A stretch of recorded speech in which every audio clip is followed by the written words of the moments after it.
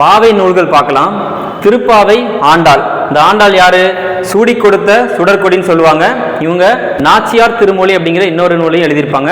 அந்த நாச்சியார் திருமொழியில பாடல்களின் எண்ணிக்கைனா 143, 143. இறைவனுக்கே ப்ரப்போஸ் பண்ணியிருப்பாங்க. அதனால 143 அப்படின்னு ஞாபகம் வச்சுக்கலாம். திருவெம்பாவை மாணிக்க வாசகர். பாவை பாடிய வாயால் ஒரு கோவை பாடுகன்னு சொன்னனால என்ன பாடியிருப்பாரு?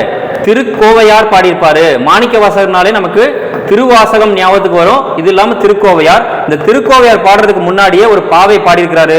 அதனால பாவை பாடிய வாயால் கோவை பாடுகன்னு சொல்லியிருக்காங்க. இதுவும் கேள்வியா கேட்டிருக்காங்க. கன்னிப்பாவை யாருன்னா இறையரசன். தைப்பாவை கண்ணதாசன்.